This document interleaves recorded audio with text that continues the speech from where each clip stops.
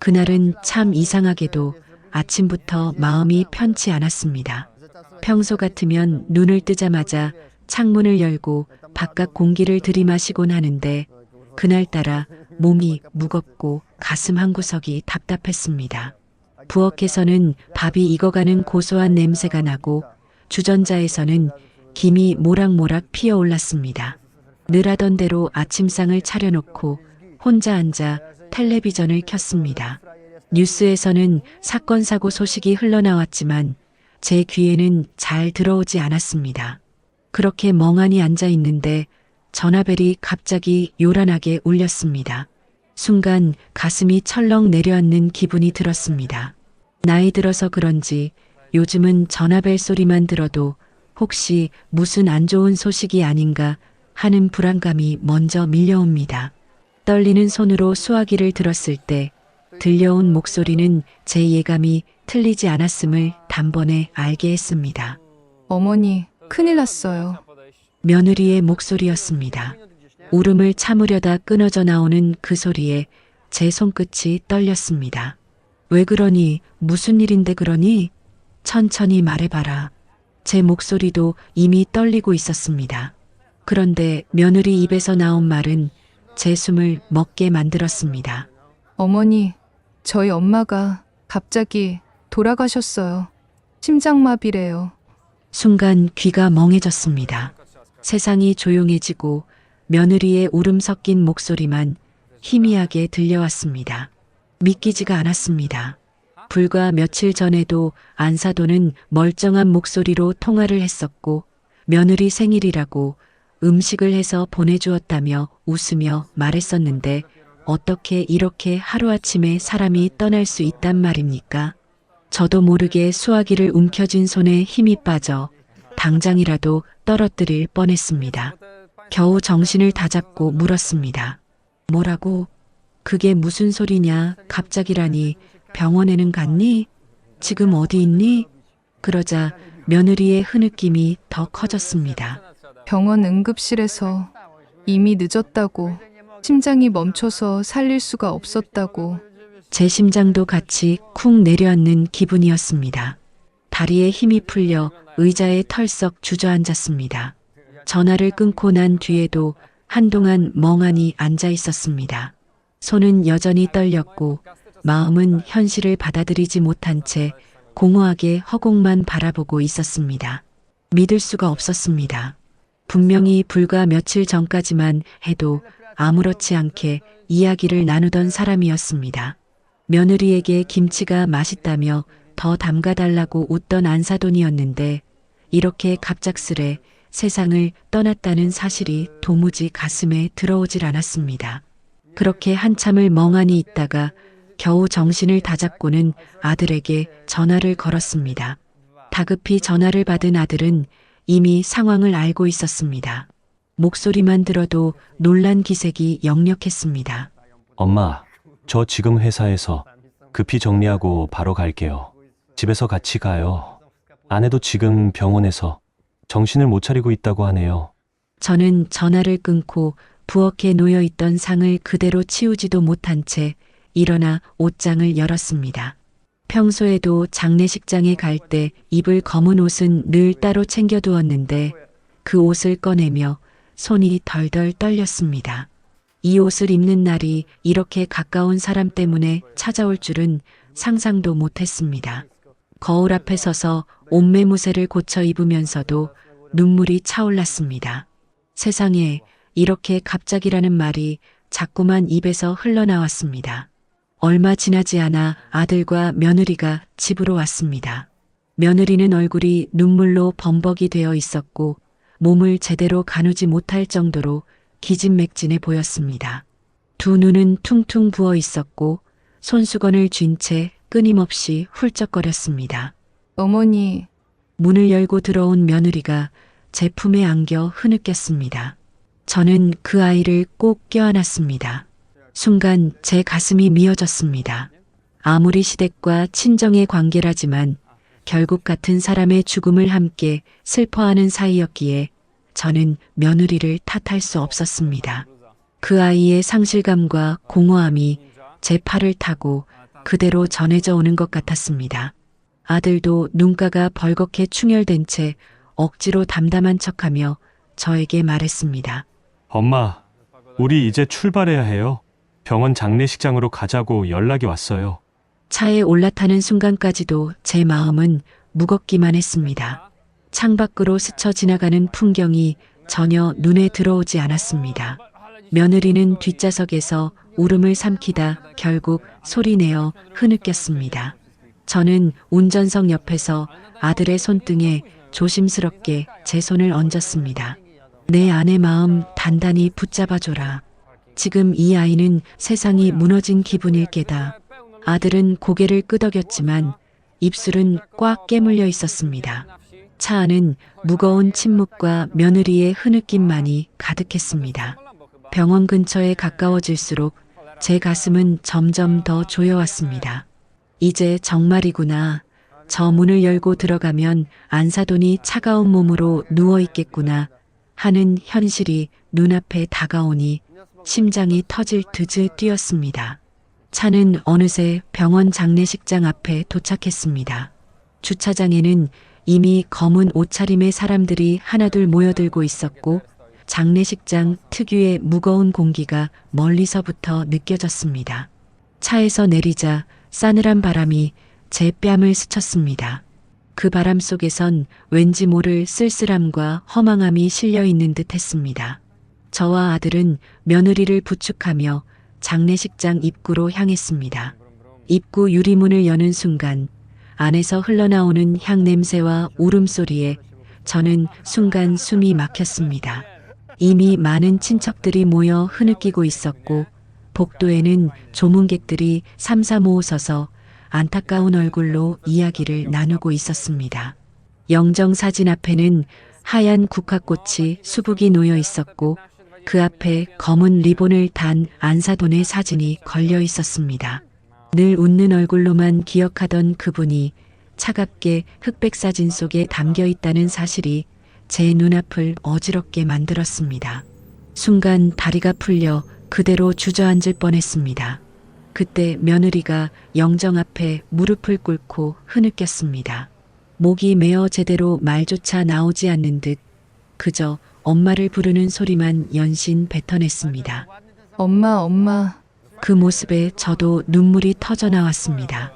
평소에 강단 있고 야무진 모습을 보이던 며느리가 어린아이처럼 무너져 오는 모습을 보니 제 마음 한구석도 같이 무너져 내렸습니다. 저는 곧 며느리 옆에 다가가 등을 감싸 안고 부드럽게 어루만지며 속삭였습니다. 괜찮다, 울어라. 내가 울만하다. 내 엄마가 이렇게 가셨으니 얼마나 가슴이 아프겠니. 내 마음 내가 다 안다. 제 말에 며느리는 더 크게 울음을 터뜨렸습니다. 아들도 그 곁에 앉아 아내의 손을 꼭 붙잡았습니다. 그렇게 우리는 한참 동안 영정 앞에서 함께 울었습니다. 장례식장 안에서는 조문객들의 발길이 끊이지 않았습니다. 멀리서도 보고 소식을 듣고 달려온 이들이 많았기에 상주인 며느리는 정신없이 맞이하고 절을 올리며 몸과 마음이 이미 지쳐 있었습니다. 그 모습을 지켜보는 제 마음은 한없이 안쓰러웠습니다. 그래서 저는 틈틈이 며느리 곁에서 물을 건네주고 밥을 챙겨주며 쓰러지지 않게 지켜보았습니다. 며느리가 제 손을 잡고 흐느끼는 목소리로 말했습니다. 어머니가 없었으면 저는 이 상황을 어떻게 견뎠을지 모르겠어요. 너무 고맙습니다. 그 말에 저는 오히려 며느리의 손을 꼭 잡아주었습니다. 내가 내 딸이다 생각해라. 지금만큼은 우리가 내 힘이 돼야지. 내 엄마도 하늘에서 그걸 바라고 계실 거다.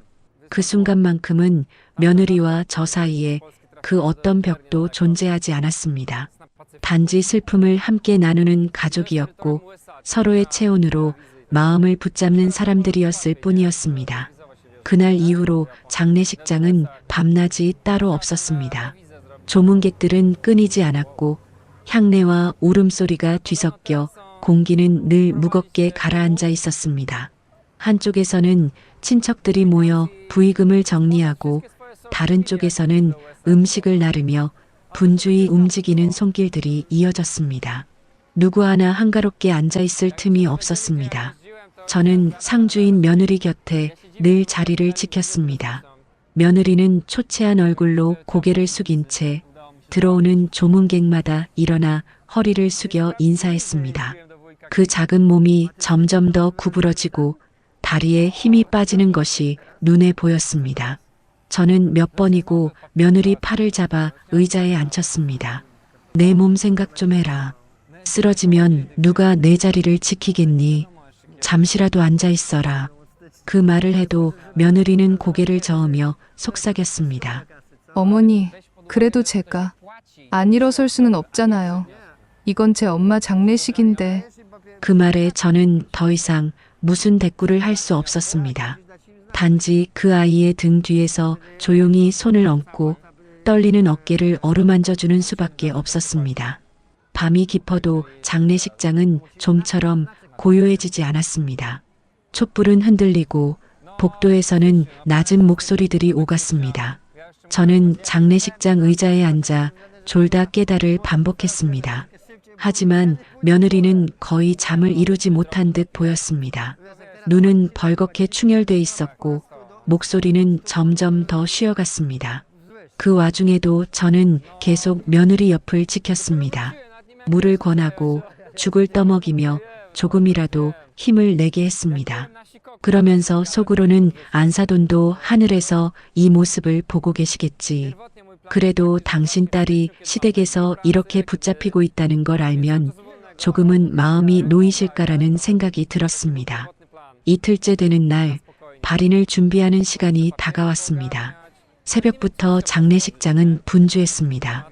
상복을 입은 가족들이 하나둘 모여들고 흰 국화꽃이 관 위에 정성껏 올려졌습니다.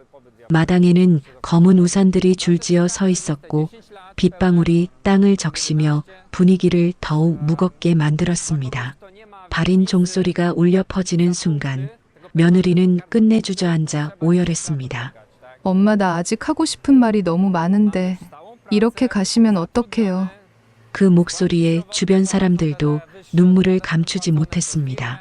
아들과 제가 두 팔로 며느리를 부축하지 않았다면 그 자리에서 그대로 쓰러지고 말았을 겁니다. 저는 며느리를 꼭 끌어안으며 속삭였습니다. 내가 엄마를 얼마나 사랑했는지 다 안다. 마음껏 울어라. 하지만 이제는 내 엄마가 하늘에서 편히 쉬실 수 있도록 보내드려야지. 그렇게 발인이 끝나고 장례 절차가 마무리되어 갈 즈음 모두가 조금은 지쳐 쓰러질 듯 앉아 있었습니다. 그때 청천벽력 같은 소식이 들려왔습니다. 큰일 났어요. 부조금이, 봉투가 전부 없어졌습니다. 순간 장례식장 안이 얼어붙었습니다. 울음으로 가득했던 공기는 삽시간에 정적에 휩싸였고 모두의 시선이 부조금을 보관해 두었던 작은 방으로 향했습니다. 거기에는 아무것도 남아있지 않았습니다. 봉투들을 모아두었던 상자는 텅 비어 있었고 주변을 아무리 찾아도 흔적조차 없었습니다. 설마 이 많은 부조금이 다 어디로 간 거야? 누군가 중얼거리듯 내뱉었지만 그 말은 곧 모두의 심정을 대변했습니다. 장례를 치르느라 정신이 없었기에 돈을 세밀하게 확인할 틈이 없었습니다. 친지들이 모여 봉투를 정리하다 잠시 한쪽에 옮겨뒀는데 발인 후 확인하려 하니 전부 사라져 있었던 것입니다. 멍해진 며느리는 처음엔 믿지 못한다는 듯 고개를 저었습니다. 아닐 거예요, 설마. 이런 일이 어떻게 제발. 다시 찾아봐 주세요. 하지만 아무리 찾아도 없었습니다. 순간 며느리의 얼굴은 핏기를 잃었고 그 자리에서 털썩 주저앉아 버렸습니다. 사실 며느리 친정 쪽은 오래전부터 큰 빚에 시달리고 있었습니다. 병원비와 생활비로 빚이 불어나 장례를 치르는 것조차 벅찬 상황이었습니다. 그렇기에 부조금은 말 그대로 마지막 희망이었습니다. 장례식장을 빚 없이 마무리할 수 있는 유일한 수단이었는데 그 돈이 사라져버렸다는 사실은 곧 절망과 다름없었습니다. 이 돈이 없으면 우리는 어떻게 해요? 며느리는 두 손으로 얼굴을 감싸쥐고 울부짖었습니다. 그 모습은 안쓰럽기도 했지만 동시에 가슴을 서늘하게 만들었습니다. 돈이 사라진 사실은 단순한 금전 문제가 아니라 이미 고통 속에 있는 가족에게 또 다른 비극을 안겨준 셈이었으니까요. 아들은 얼굴이 굳어 굵은 주먹을 꽉 움켜쥐었습니다. 저 또한 말이 나오지 않았습니다. 슬픔을 겨우 추스르고 있던 상황에서 터진 새로운 충격은 감당하기 힘들 정도였습니다. 그날 저녁 며느리는 결국 경찰에 신고를 했습니다. 장례식장을 드나들던 사람들이 많았기에 누군가 틈을 타 부조금을 훔쳐갔을 것이라고 생각한 겁니다. 경찰은 즉시 장례식장 주변 CCTV와 출입자 명단을 조사하기 시작했습니다. 저는 그저 며느리 곁에서 앉아 있었습니다. 괜찮다. 범인은 반드시 잡힐 거다. 위로의 말을 건넸지만 제 마음속 깊은 곳에서는 알 수 없는 불안감이 꿈틀거리고 있었습니다. 경찰은 신고가 접수되자 곧바로 장례식장에 출동했습니다. 형사들이 장례식장 안팎을 꼼꼼히 살피고 조문객과 가족들을 차례로 불러 질문을 이어갔습니다. 누구는 잠깐 자리를 비운 사이에 사람들이 북적여서 잘 보지 못했다고 했고, 또 누구는 확실히 본 건 없지만 낯선 사람이 드나드는 걸 본 것 같다고 말했습니다. 그 사이 며느리는 끊임없이 울고 있었습니다. 친정 식구들은 한쪽에서 서로 손을 잡고 이 현실을 어떻게 받아들여야 할지 몰라 허둥대고 있었습니다. 저 역시 마음이 무겁고 복잡했습니다. 분명히 범인은 따로 있을 거라 생각했지만 혹시 끝내 찾지 못한다면 어쩌나 하는 불안이 엄습했습니다. 며칠 뒤 경찰은 조사를 이어가기 위해 저와 아들을 비롯한 가까운 가족들을 불렀습니다. 작은 조사실에 들어서자 긴장된 공기가 감돌았습니다. 경찰은 차분하게 질문을 이어갔습니다. 장례식이 진행되는 동안 부조금을 관리하신 분이 따로 있습니까? 누가 봉투를 옮겼는지 기억하십니까? 그런데 조사 중간에 며느리가 갑자기 고개를 들더니 떨리는 목소리로 말했습니다. 어머니가 가지고 나가는 걸 제가 봤습니다. 순간 제 귀를 의심했습니다. 뭐라고? 내가 지금 뭐라고 했니? 제가 놀라 되물었지만 며느리는 이미 눈빛을 굳힌 채 저를 똑바로 쳐다보고 있었습니다. 그 표정은 더 이상 슬픔 속의 며느리가 아니었습니다. 차갑고 단호한 얼굴이었습니다. 제가 직접 봤어요. 어머님이 봉투 뭉치를 들고 장례식장 밖으로 나가는 걸. 순간 제 심장이 얼어붙는 듯 했습니다.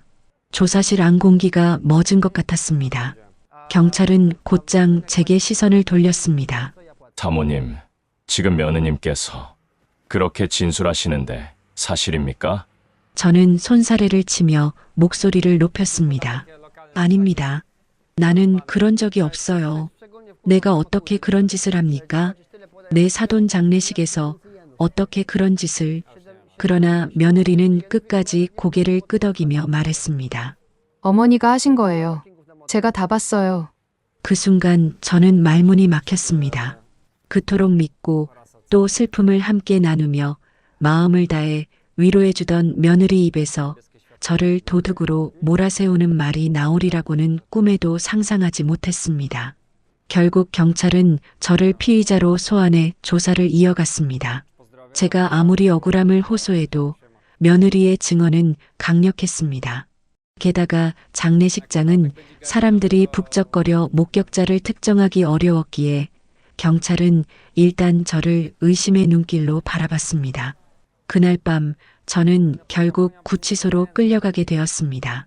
차가운 철문이 닫히는 소리를 들으며 이게 도대체 무슨 일인가, 내가 왜 이런 자리에 와 있어야 하는가 하는 생각에 온몸이 떨렸습니다. 억울함과 배신감, 분노와 슬픔이 한꺼번에 몰려와 숨이 막혔습니다. 구치소에 들어간 첫날 밤 차가운 바닥에 몸을 뉘었지만 도무지 눈을 감을 수가 없었습니다. 얇은 담요 하나 덮었음에도 뼛속까지 스며드는 냉기가 사무쳤습니다. 머리맡엔 형광등 불빛이 희미하게 번지고 있었고 귓가에는 철문이 닫히는 소리, 누군가 기침하는 소리, 발자국 소리가 이어졌습니다. 그 모든 소리가 제 가슴을 더 옥죄는 듯 했습니다. 내가 왜 여기 있어야 하는 거냐? 스스로에게 몇 번이고 되물었지만 답은 나오지 않았습니다. 눈을 감을수록 며느리의 차갑던 얼굴이 떠올랐습니다. 울음으로 범벅이 된 얼굴이 아니라 조사실에서 저를 향해 단호하게 손가락질하던 그 순간의 표정이었습니다. 어머님이 훔쳐가신 거 맞잖아요. 제가 다 봤어요. 그 말이 귓가에 맴돌며 잠을 앗아갔습니다.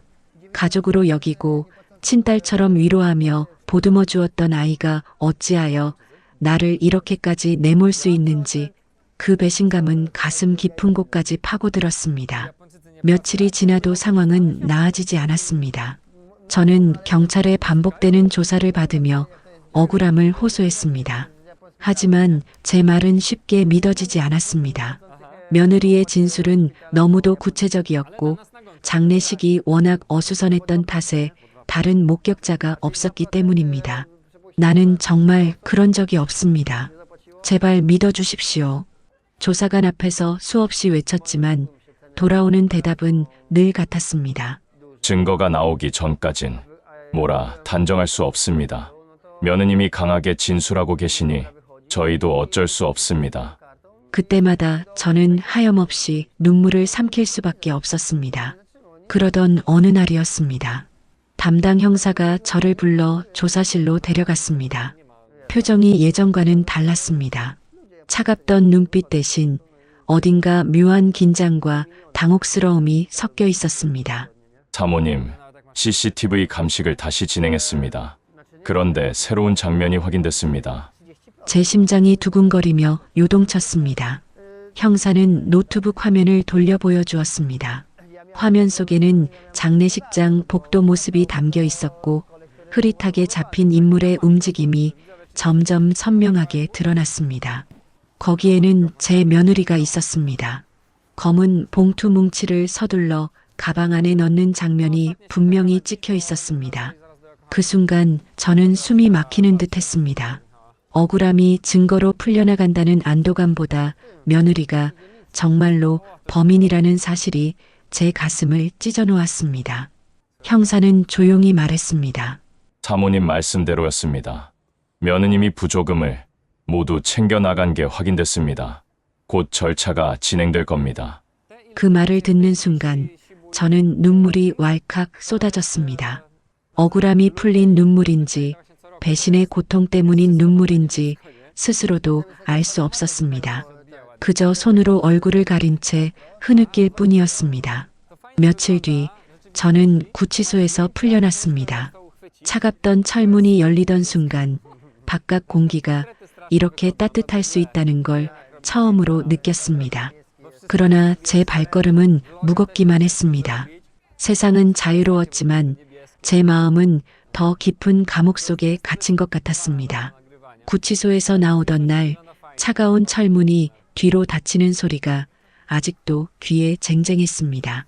바깥 공기는 따뜻했지만 제 가슴은 얼어붙은 채였습니다.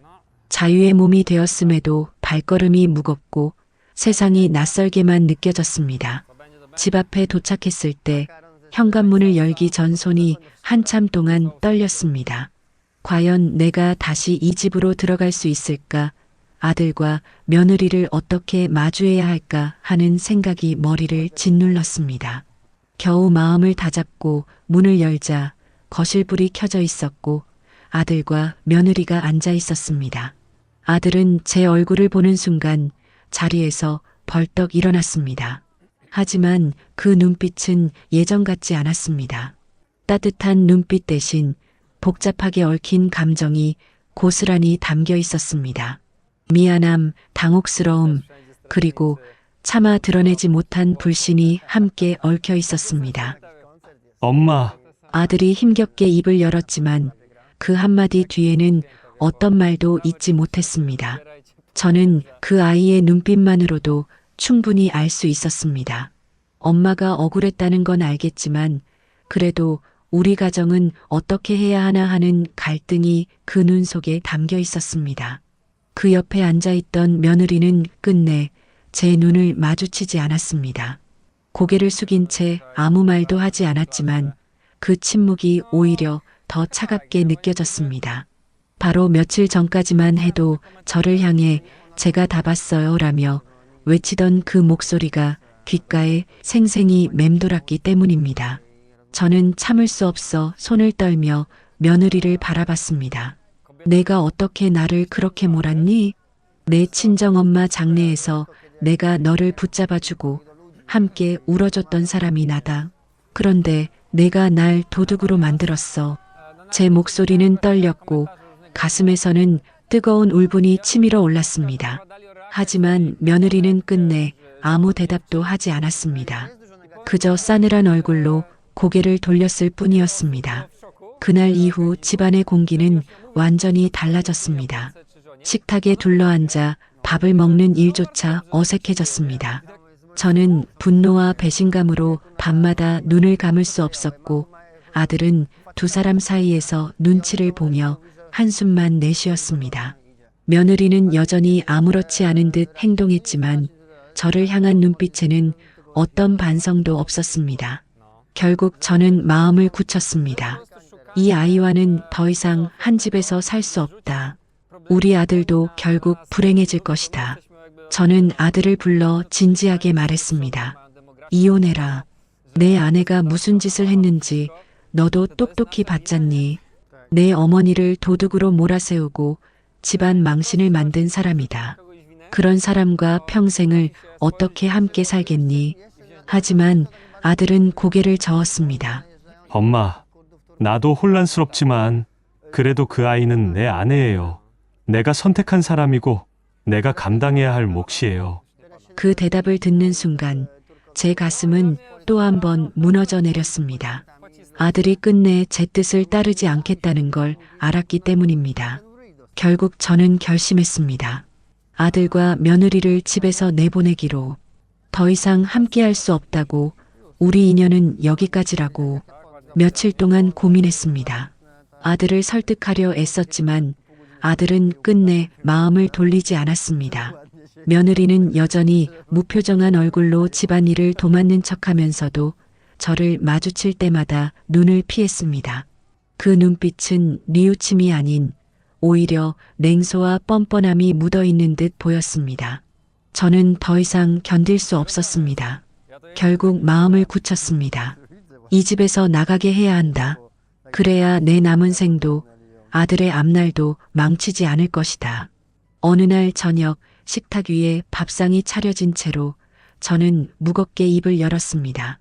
이제는 우리 같이 살 수 없다. 내 둘은 당장 이 집에서 나가거라. 아들은 숟가락을 들던 손을 멈추고 저를 바라봤습니다. 눈동자가 흔들렸습니다. 엄마, 정말 그렇게까지 하셔야 돼요? 이제 다 끝난 일이잖아요. 오해도 풀렸고 엄마도 집으로 돌아오셨는데. 그 말에 제 속이 더 뒤틀렸습니다. 끝난 일이라고? 내 아내가 날 도둑으로 몰고 구치소까지 들어가게 만든 게 끝난 일이냐? 내가 그런 일을 겪었다면 가만히 있을 수 있었겠니?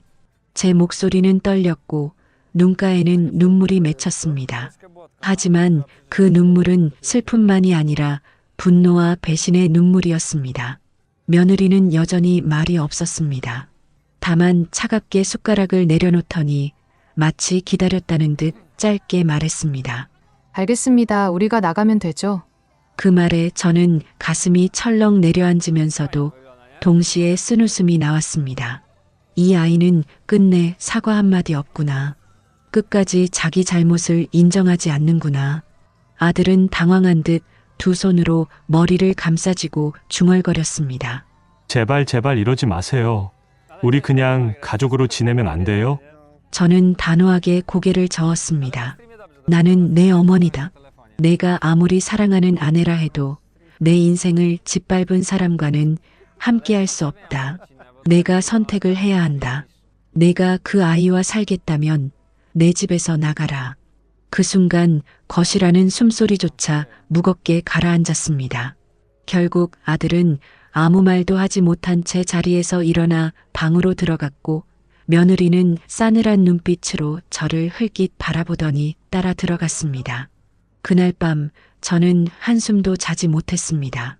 새벽녘에 들려오는 작은 소리에 눈을 떴을 때 아들과 며느리는 이미 짐을 챙기고 있었습니다. 가방 몇 개와 상자 몇 개, 그게 전부였습니다.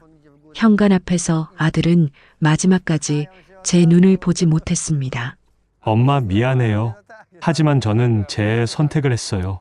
그 말과 함께 현관문이 닫히는 소리가 쿵 하고 울려 퍼졌습니다. 그 순간 집안은 더 깊은 정막에 잠겼습니다. 저는 홀로 남아 빈 거실에 앉았습니다. 가슴 한편은 미어지듯 아팠지만 또 다른 한편에서는 묘한 후련함이 스며들었습니다.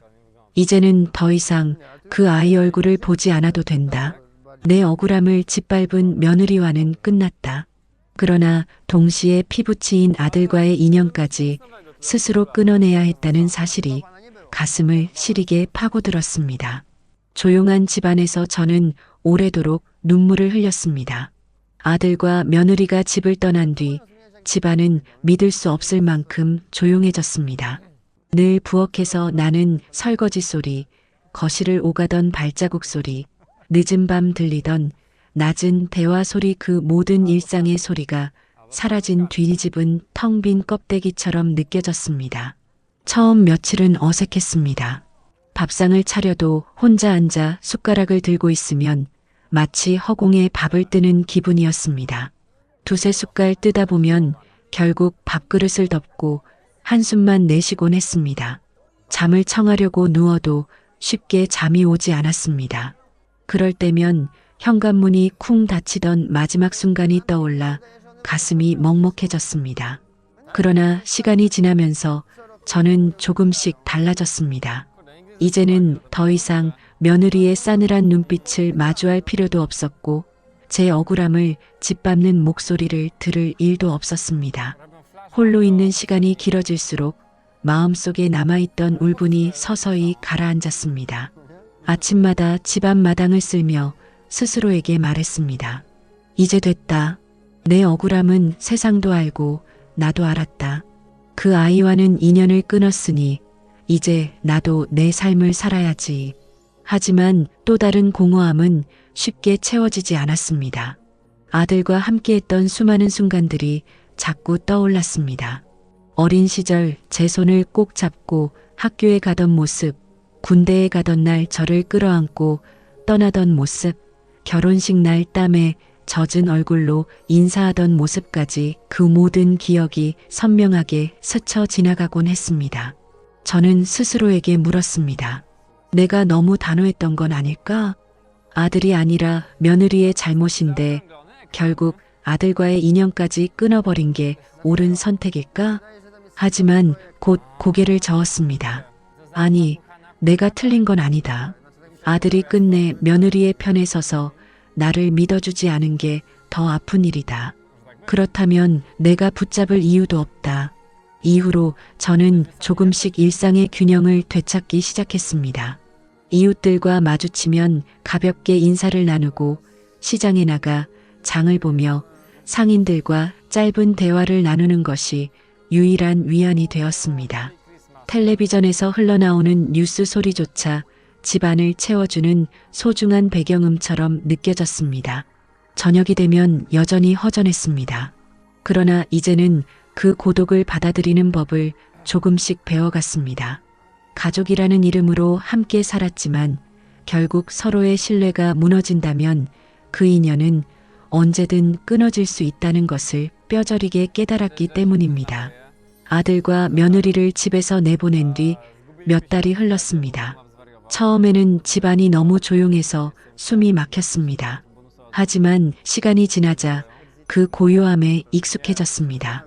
새벽마다 들려오던 새소리, 바람에 흔들리는 나무가지 소리조차 제겐 위로가 되었습니다. 그런데 어느 날 시장에 장을 보러 나갔을 때였습니다.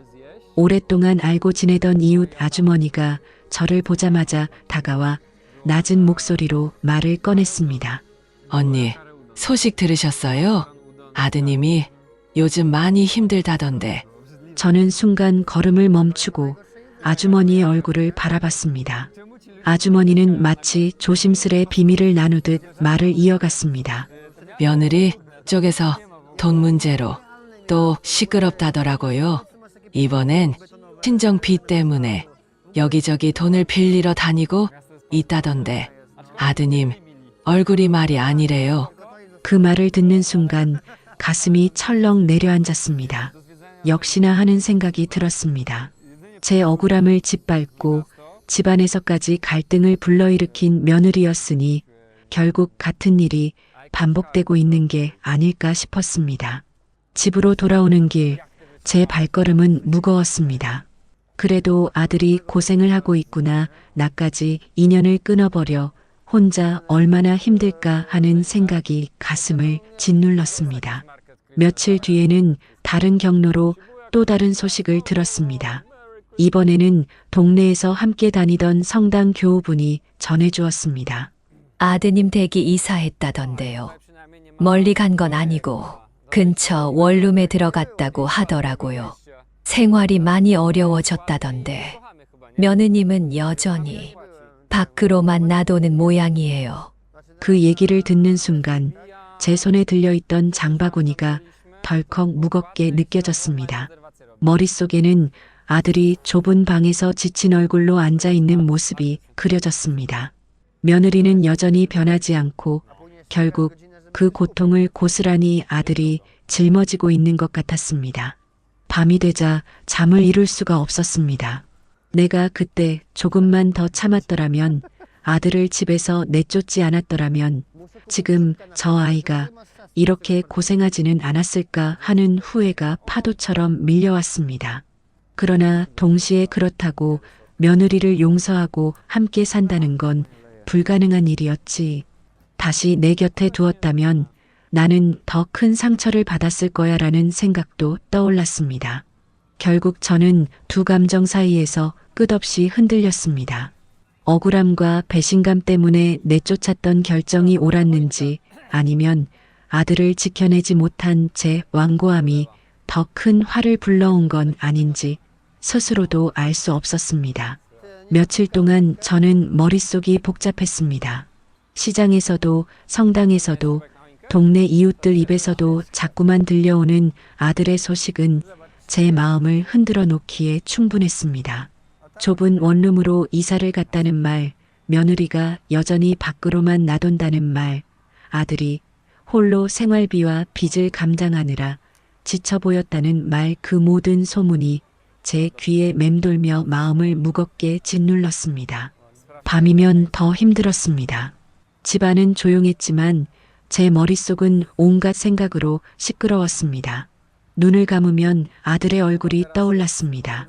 어린 적 제 손을 꼭 잡고 학교에 가던 아이, 결혼식 날 땀을 뻘뻘 흘리며 손님들을 맞이하던 아이, 가리고 제 앞에서 엄마, 내가 선택한 아내니까 감장해야 해요라며 울먹이던 그 목소리. 내가 너무 매정했던 건 아닐까? 아들만큼은 내 편에 두었어야 하는 게 아니었을까? 스스로에게 끊임없이 물었습니다. 그러나 곧 이런 생각도 따라왔습니다. 아니, 그 아이가 내 어머니를 도둑으로 몰았잖아. 그 억울함을 잊고 그냥 참고 살았더라면 결국 내 인생이 더 망가졌을 거야. 내가 단호하지 않았다면 아들은 끝내 진실을 보지 못했을지도 모른다. 이 두 가지 생각이 하루에도 수십 번씩 엎치락 뒤치락 제 마음을 흔들었습니다. 그러다 어느 날 아침 부엌 창문 너머로 비치는 햇살을 바라보다가 문득 생각이 정리되는 듯 했습니다.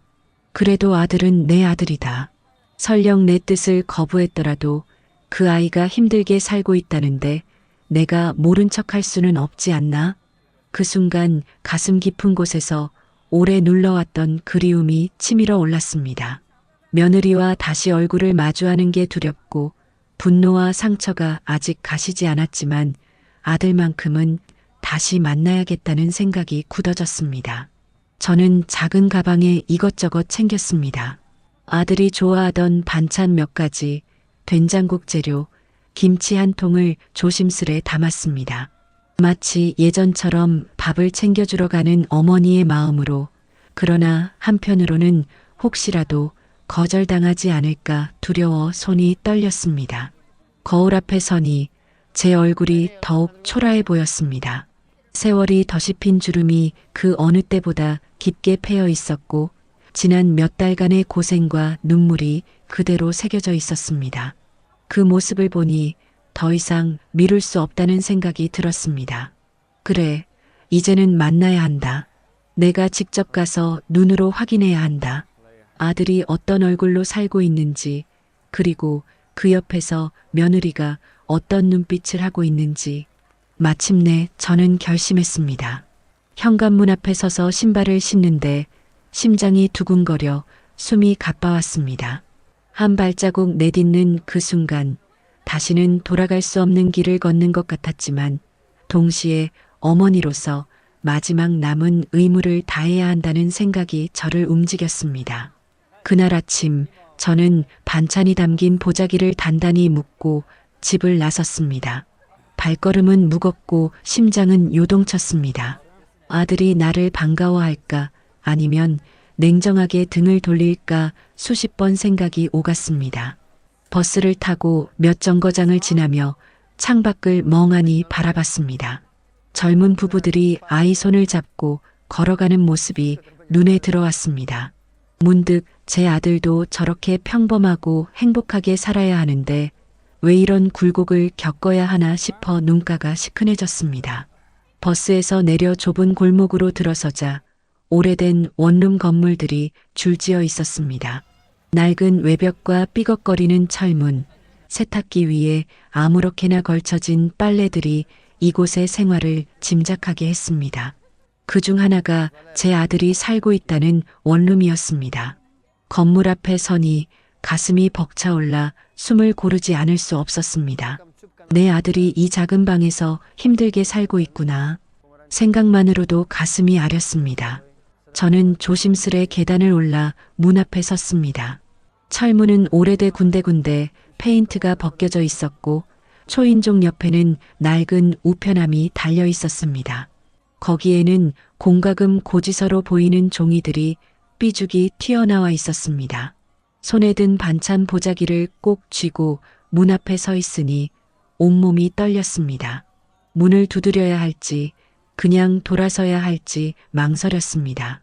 만약 아들이 나오지 않으면 어쩌나, 며느리가 나오면 무슨 말을 해야 하나 별의별 생각이 다 들었습니다. 한참을 서 있다가 결국 저는 문을 가볍게 두드렸습니다. 똑똑. 안에서는 아무런 기척이 없었습니다. 조금 더 크게 두드렸습니다. 아들아, 엄마다. 문 좀 열어라. 제 목소리는 떨렸습니다. 오랜만에 내뱉은 그 말, 엄마다라는 말이 가슴속에서 울컥 솟아올랐습니다. 잠시 후 안에서 느릿한 발소리가 들려왔습니다. 드디어 문이 열렸습니다. 낡은 철문이 삐걱 소리를 내며 열리자 아들의 얼굴이 드러났습니다. 수척해진 얼굴, 깊게 패인 눈 밑 그림자, 그리고 어딘가 지쳐 보이는 눈빛. 그 순간 제 눈에서는 눈물이 왈칵 쏟아졌습니다. 아들아, 내가 이렇게 됐구나. 아들은 잠시 저를 바라보다가 그제야 힘겹게 입술을 열었습니다. 엄마, 그 한마디에 그동안 꾹 눌러왔던 모든 감정이 터져나왔습니다. 저는 반찬 보자기를 내밀며 울먹였습니다. 내가 밥은 제대로 먹고 살아야지. 엄마가 좀 해왔다. 아들은 한숨처럼 짧은 웃음을 지었지만 그 웃음 속에는 쓴맛이 묻어 있었습니다. 그리고 그 순간 방 안쪽에서 며느리의 기척이 느껴졌습니다. 아들이 잠시 머뭇거리더니 문을 조금 더 열었습니다. 좁은 현관 안쪽으로는 신발이 아무렇게나 흩어져 있었고, 눅눅한 공기와 함께 낡은 원룸 특유의 냄새가 풍겨 나왔습니다. 그 모습만으로도 아들의 생활이 얼마나 힘든지 단번에 느낄 수 있었습니다. 엄마, 들어오세요. 아들의 말에 저는 조심스레 신발을 벗고 안으로 들어섰습니다. 방 안은 생각보다 더 작고 어수선했습니다. 작은 책상 위에는 공과금 고지서와 빚 독촉장 같은 서류들이 쌓여 있었고 싱크대에는 설거지되지 않은 그릇들이 그대로 놓여 있었습니다. 전등 불빛은 희미했고 작은 창문에는 햇살조차 잘 들어오지 않았습니다. 제 마음은 이미 무너져 내리고 있었습니다. 내 아들이 이렇게 살고 있었구나. 그때 방 안쪽에서 인기척이 느껴졌습니다. 작은 침대 위에 걸터 앉아 있던 며느리가 고개를 들었습니다. 그 얼굴은 제가 마지막으로 본 그때와 크게 달라지지 않았습니다. 다만 눈 밑에 그늘이 더 짙게 드리워져 있었고 입술은 말라 있었습니다. 하지만 그 눈빛만큼은 여전히 차가웠습니다. 저는 순간 가슴이 철렁 내려앉았습니다. 며느리를 다시 마주한 순간 그날 조사실에서 제게 어머님이 훔쳐가신 거 맞잖아요. 제가 다 봤어요 라고 단호하게 말하던 목소리가 떠올랐습니다. 억울하게 구치소에 들어가야 했던 그 기억이 생생히 되살아났습니다. 방 안 공기는 순식간에 얼어붙었습니다. 아들은 어색한 기운을 감지했는지 두 사람 사이에서 눈치를 보며 서 있었습니다. 저는 억지로 숨을 고르며 며느리에게 말했습니다. 그래, 너도 있구나. 짧은 인사였지만 목소리는 떨렸습니다. 며느리는 대꾸하지 않고 고개만 살짝 끄덕였습니다. 그 무표정한 태도는 오히려 제 가슴을 더 아프게 만들었습니다. 저는 애써 분위기를 바꾸려 반찬 보자기를 꺼내 식탁 위에 올려놓았습니다. 이거 좀 가져왔다. 반찬 해왔으니 밥이라도 제대로 먹어라. 아들은 그제야 의자에 앉으며 억지로 미소를 지었습니다. 고맙습니다, 엄마. 요즘 제대로 못 챙겨 먹었는데 잘 됐네요. 하지만 며느리는 여전히 묵묵부답이었습니다. 그 차가운 침묵은 칼날처럼 제 마음을 베었습니다. 반찬 냄새가 방 안에 퍼졌지만 저는 도저히 밥을 먹을 수 없었습니다. 목구멍이 막힌 듯 억울했던 기억과 며느리에 대한 분노가 다시 치밀어 올랐습니다. 아들과 함께 먹을 밥상을 차렸지만 저는 젓가락을 들 수가 없었습니다. 목이 막힌 듯 아무것도 넘어가지 않았습니다. 차갑게 앉아있는 며느리의 모습이 제 눈앞에서 떠나지 않았기 때문입니다. 저는 마침내 참지 못하고 며느리를 똑바로 바라봤습니다. 내가 정말 나한테 그럴 수 있었니? 내 친정엄마 장례에서 내가 내 옆을 지켜주고 내 손 붙잡아준 사람이 나였다. 그런데 내가 날 도둑으로 몰아세우고 내 발로 구치소까지 들어가게 만든 게 내 입에서 나온 말이었다. 내가 그때 한 말, 단 한 번이라도 후회해 본 적은 있니? 제 목소리는 떨렸지만 그 안에는 분노와 슬픔이 뒤섞여 있었습니다. 잠시 정적이 흘렀습니다. 아들은 두 손으로 머리를 감싸며 눈치를 보았고 며느리는 한동안 시선을 피하다가 마침내 천천히 입을 열었습니다. 그땐 제정신이 아니었어요. 엄마가 갑자기 돌아가시고 장례비도 없고 정신이 하나도 없었어요. 누군가를 원망해야만 했고 그냥 어머니가 눈에 들어왔던 거예요. 그 말에 제 가슴이 또 한 번 무너져 내렸습니다. 그냥 눈에 들어왔다는 이유로 너는 나를 도둑으로 만들었단 말이냐? 내가 감옥에 들어가 있던 그동안 내가 느낀 건 고작 그런 핑계였냐? 제 목소리는 높아졌고 아들은 황급히 손을 내저으며 말렸습니다. 엄마, 제발 그만하세요. 여기서까지 그러시면 안 됩니다. 우리 지금도 힘든데. 저는 아들을 향해 눈을 부릅떴습니다. 너도 아직 그 아이 편을 드는구나. 내 엄마가 어떤 일을 겪었는지, 그 억울함이 어떤 건지 내가 정말 모른다고 생각하니? 내가 얼마나 치욕을 당했는지 너는 지금도 모르는구나. 아들은 말없이 고개를 숙였습니다. 그 얼굴에는 지친 기색이 역력했고 두 눈은 피곤에 젖어 있었습니다. 하지만 그 침묵은 오히려 더 큰 상처로 다가왔습니다. 며느리는 여전히 담담한 얼굴로 말했습니다. 저도 잘못한 거 알아요. 하지만 이제는 끝난 일이잖아요. 어머님도 풀려나셨고 저희도 이렇게 살아가고 있고 더는 얘기하지 않으시면 안 돼요? 그 순간 제 안에서 뭔가가 다시 끊어지는 듯 했습니다. 끝난 일이라니. 내 평생 가장 치욕스러웠던 순간을 끝난 일이라고 치부하는 며느리의 태도에 저는 할 말을 잃었습니다. 저는 자리에서 벌떡 일어나 보자기를 다시 들었습니다. 됐다. 이만 감아. 내가 무슨 말을 하든 내 마음속의 상처는 없어지지 않는다. 아들은 절망스러운 눈빛으로 저를 붙잡으려 했습니다. 엄마, 제발. 우리 그냥 조용히 살면 안 돼요? 제발. 하지만 저는 손을 뿌리치며 말했습니다. 조용히. 내가 말하는 그 조용함은 내가 당한 억울함 위에 세워진 거다. 나는 그런 평화 원하지 않는다. 그렇게 말하고 현관문을 나서는 순간 제 눈에서는 눈물이 쏟아졌습니다. 억울함, 분노, 슬픔, 그리고 아들을 지켜주지 못한 자책감이 한꺼번에 몰려와 가슴이 찢어질 듯 했습니다. 원룸을 나서는 순간부터 발걸음이 휘청거렸습니다. 계단을 내려가는데 철제 난간이 손에 닿자마자 차갑게 스며들었습니다. 그 차가움이 마치 제 인생 같았습니다. 바람 한 줄기가 불어와 눈가에 맺혀있던 눈물이 흐르려 했습니다. 저는 부끄럽게도 주변 사람이 볼까 싶어 얼굴을 돌렸습니다. 하지만 아무리 고개를 숙여도 눈물은 멈추지 않았습니다. 버스에 올라타자 창문 밖 풍경이 흐릿하게 번졌습니다. 젊은 부부가 손을 꼭 잡고 길을 건너는 모습이 눈에 들어왔습니다. 그 모습을 보니 저도 모르게 저게 바로 내가 바랐던 내 아들의 모습이었는데 하는 생각이 들었습니다. 평범하고도 소박한 행복이 왜 우리 집안에는 그렇게 멀게만 느껴지는지 가슴이 먹먹했습니다. 집에 도착하자 현관이 유난히 낯설게 느껴졌습니다. 문을 열고 들어서자 고요한 공기가 제 온몸을 휘감았습니다.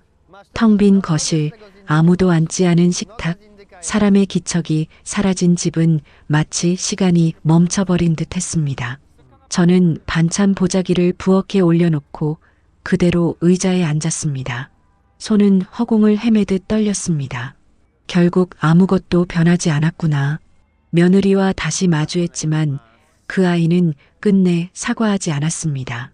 아들은 여전히 중간에서 갈피를 잡지 못했고 저는 또다시 혼자가 되었습니다. 오히려 이번 만남은 인연을 회복하기는커녕 더 멀어졌다는 사실만 확인시켜 주었습니다. 밤이 되자 집안은 더 적막했습니다. 텔레비전을 켜두었지만 소리는 귀에 들어오지 않았습니다. 마음속에서는 아들의 얼굴만 맴돌았습니다. 수척한 모습, 지쳐 보이는 눈빛, 그리고 끝내 제 손을 잡지 못한 채 고개를 떨구던 뒷모습. 내 아들을 내가 이렇게 멀리 떠밀어버린 걸까, 아니면 이미 멀어진 걸 내가 이제야 받아들이는 걸까? 스스로에게 물었지만 답은 없었습니다. 다만 분명한 건 며느리와의 인연은 다시는 이어지지 않을 것이라는 사실이었습니다. 그리고 그 며느리와 끝내 끊어내지 못하는 아들을 보며 저는 이제 그 아이마저 마음속에서 조금씩 놓아야 한다는 씁쓸한 깨달음을 얻었습니다. 날이 갈수록 집은 더욱 고요했습니다. 아침에 눈을 뜨면 들리는 것은 냉장고 돌아가는 소리와 바람에 흔들리는 창틀 소리뿐이었습니다. 예전 같았으면 아들이 부엌을 오가며 물을 마시는 기척이라도 있었겠지만 이제는 그마저도 사라진 지 오래였습니다. 처음엔 그 정막이 감옥 같았습니다. 밥을 해도 함께 먹을 사람이 없으니 밥맛조차 느껴지지 않았습니다. 그러나 시간이 조금씩 흐르자 저는 그 고요 속에 익숙해지기 시작했습니다. 차라리 아무도 없는 집이 더 편하다는 생각마저 들었습니다. 더 이상 며느리의 싸늘한 눈빛을 마주하지 않아도 됐고 아들의 갈팡질팡하는 태도에 가슴이 무너지는 일도 없었으니까요. 대신 저는 작은 것들에서 위안을 찾으려 했습니다. 아침마다 베란다에 나가 화분에 물을 주고 동네 공원을 산책하며 바람을 맞았습니다. 시장에 가면 오랫동안 알고 지내던 상인들과 짧게 안부를 나누는 게 유일한 즐거움이었습니다. 오늘은 배추가 좋으니 하나 가져가요라는 말 한마디가 사람 사는 정처럼 느껴졌습니다. 그렇게 홀로 지내며 저는 깨닫게 되었습니다. 가족이라고 해서 언제나 내 편이 되는 것은 아니라는 것. 믿고 의지했던 이에게도 배신을 당할 수 있다는 것. 그리고 아무리 억울하고 원통해도 결국 나 자신을 지켜내는 건 나밖에 없다는 사실이었습니다. 물론 여전히 아들 생각이 문득문득 떠올랐습니다. 밤마다 문득 떠오르는 아들의 얼굴은 저를 흔들었습니다. 지금 밥은 제대로 먹고 있나, 건강은 괜찮나 하는 생각이 꼬리를 물었습니다. 하지만 마음 한편에서는 또 이런 목소리가 들려왔습니다. 내가 그렇게 붙잡아도 결국 너를 지켜주지 못한 아이였다. 이제는 놓아야 한다. 저는 스스로 다짐했습니다. 앞으로는 내 삶을 살아야겠다. 더 이상 며느리에게 휘둘리지 않고 아들에게 매달리지 않고 내 남은 세월을 내 손으로 지켜야겠다. 이 다짐은 단순한 체념이 아니었습니다. 억울함과 분노, 슬픔을 모두 겪고 난 끝에야 비로소 내린 결론이었습니다. 시간이 조금 더 흐르자 동네 이웃들과의 작은 만남이 제겐 큰 위로가 되기 시작했습니다. 오랜 세월 알고 지낸 시장 상인이나 성당 교우들이 지나가며 언니 얼굴 좋아지셨네라며 건네는 말이 마음을 누그러뜨렸습니다. 저는 그럴 때마다 억지로라도 웃으며 살다 보니 다 그렇지요 하고 대답했습니다. 하지만 집으로 돌아오는 길에는 늘 생각이 많아졌습니다. 동네의 연세 지긋한 분들과 이야기를 나누다 보면 저와 비슷한 사연을 가진 이들이 의외로 많았습니다. 며느리 문제로 마음고생을 한 사람, 자식 문제로 속이 타들어가는 사람, 그리고 결국 가족과 멀어진 채 혼자 살아가는 사람들. 이야기를 들을수록 나만 겪는 일이 아니구나 하는 생각이 들면서도 그 속에 담긴 한숨이 제 가슴에 그대로 와 닿았습니다. 어느 날은 교우 모임에서 한 아주머니가 제 손을 꼭 잡으며 속삭였습니다. 나도 며느리 때문에 마음고생을 많이 했어요. 근데 언니, 결국 우리가 지켜야 할 건 우리 마음 하나뿐이에요. 자식이든 며느리든 기대는 줄이고 그냥 내 자리에서 묵묵히 사는 게 답이더라고요. 그 말이 유난히 크게 와 닿았습니다. 돌아오는 길 내내 그 말이 귓가에 맴돌았습니다. 우리 마음 하나 지키는 것, 그 단순한 말이 제게는 깊은 울림으로 다가왔습니다. 그날 이후 저는 조금 달라지기 시작했습니다. 아들의 얼굴이 떠올라도 예전처럼 가슴이 무너져 내리지는 않았습니다. 대신 속으로 조용히 기도했습니다. 저 아이가 어디서든 밥은 굶지 않게 해달라. 내 곁에 있지 않더라도 무사히 살아가게 해달라. 저는 다시 부엌에 서서 작은 반찬을 만들고 동네 노인정에 들러 함께 나눴습니다. 누군가는 손맛이 예전 그대로네라며 웃었고 그 웃음 속에서 저는 오랜만에 따뜻한 기운을 느꼈습니다. 하지만 며느리의 얼굴을 떠올릴 때마다 마음이 여전히 싸늘하게 얼어붙는 건 어쩔 수 없었습니다. 사람에 대한 믿음이 이렇게 쉽게 무너질 수 있다는 사실이 저를 더 단단하게 만들기도 했지만 동시에 깊은 상처로 남아 있었습니다. 며칠 전 장을 보러 시장에 갔을 때였습니다. 채소 가게 앞에서 줄을 서 있던 어느 아주머니가 다른 손님과 나누는 대화가 제 귀에 스쳤습니다. 아니, 들었어? 저기 누구 아들이 또 돈 문제로 곤란하다던데. 며느리 친정 쪽 빚이 아직도 정리가 안 됐다나 봐. 순간 제 가슴이 철렁 내려앉았습니다. 귀가 저절로 그쪽 대화에 쏠렸습니다.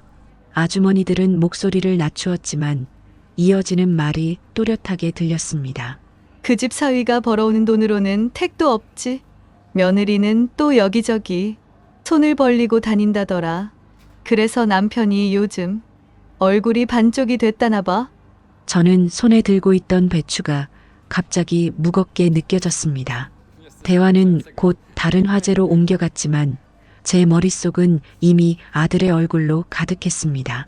수척해진 얼굴, 지쳐있던 눈빛이 다시 떠올랐습니다. 집으로 돌아오는 길, 발걸음이 점점 느려졌습니다. 역시나 며느리는 변하지 않았구나. 결국 친정집 빚 문제에 또 아들을 끌어들이고 있구나. 속이 쓰리고 가슴이 답답했습니다. 그날 저녁 저는 오랫동안 창가에 앉아 있었습니다. 불 꺼진 거실은 어두웠지만 제 머릿속은 더 어두웠습니다. 아들이 겪고 있을 고생이 눈에 훤히 그려졌기 때문입니다. 내가 그때 아이들을 내쫓지 않았다면 지금은 달랐을까? 아니면 더 큰 화가 나를 덮쳤을까? 스스로에게 수없이 묻고 또 물었습니다. 하지만 답은 여전히 오리무중이었습니다. 며칠 뒤 성당에 갔을 때 교우 한 분이 제 옆에 앉아 조심스레 말을 건넸습니다. 자매님, 아드님 집안 요즘 많이 힘들다던데요. 혹시 알고 계셨어요? 저는 순간 말이 막혔습니다. 대답을 하려다 결국 입을 다물었습니다. 그저 고개만 천천히 끄덕였습니다. 그분은 제 손을 꼭 잡으며 말했습니다. 마음 쓰지 마세요. 자식 이름 부모가 다 막아줄 수 있는 게 아니에요. 우리가 기도해 드릴 테니 너무 애쓰지 마세요. 그 위로가 고맙기도 했지만 마음속 공허함은 더 커져갔습니다. 결국 저는 또다시 현실을 똑바로 바라봐야 했습니다. 며느리와 아들은 제 손을 벗어나 이미 저들만의 세상 속에서 발버둥 치고 있었고 저는 멀찍이 서서 지켜볼 수밖에 없는 처지였다는 것을 말입니다. 며칠 동안 마음이 불편해 견딜 수가 없었습니다. 시장과 성당에서 들었던 소식들이 머릿속에서 떠나지 않았습니다. 아들이 얼굴이 반쪽이 되었다는 말, 며느리가 여전히 친정 빚 문제로 여기저기 손을 벌리고 다닌다는 말과 모든 이야기가 저를 괴롭혔습니다. 밤마다 잠을 청하려 해도 쉽지 않았습니다. 불 꺼진 방 안에서 천장을 바라보면 아들의 얼굴만 떠올랐습니다. 내가 지금이라도 손을 내밀어야 하나 아니면 끝까지 모른 척해야 하나. 그 두 가지 생각이 끊임없이 저를 갈라놓았습니다. 그러다 어느 날 결국 참지 못했습니다. 서랍 깊숙한 곳에서 아들 휴대폰 번호가 적힌 작은 수첩을 꺼냈습니다. 번호를 모르는 것도 아닌데 그동안 제 손가락은 차마 버튼을 누르지 못했습니다. 하지만 그날 밤 떨리는 손으로 천천히 번호를 눌렀습니다. 신호음이 몇 번 울리더니 낯익은 목소리가 들려왔습니다. 여보세요? 순간 가슴이 벅차올라 아무 말도 나오지 않았습니다. 엄마 맞지? 아들의 목소리가 이어졌습니다. 저는 목이 메어 겨우 입을 열었습니다. 그래 나다. 내 엄마다. 짧은 정적이 흘렀습니다. 수화기 너머로 아들의 숨소리가 들렸습니다. 엄마 왜 이제야 전화를 하셨어요? 그 목소리는 지쳐 있었고 동시에 애써 참아온 감정이 묻어 있었습니다. 저는 눈물이 솟구쳐 나와 소리 죽여 울다가 겨우 말을 이어갔습니다. 내가 힘들다더구나. 내가 그 소식을 듣고 차마 가만히 있을 수가 없었다. 아들은 한숨을 길게 내쉬었습니다. 엄마, 사실 요즘 많이 힘들어요. 집세도 밀리고 생활비도 빠듯하고 그런데도 아내는 친정 쪽 일 때문에 자꾸 돈을 쓰려고 하고 제가 아무리 막으려 해도 잘 안 돼요. 그 말에 제 가슴은 또 무너져 내렸습니다. 역시 소문이 사실이었던 겁니다. 저는 잠시 침묵하다가 조용히 말했습니다. 아들아, 엄마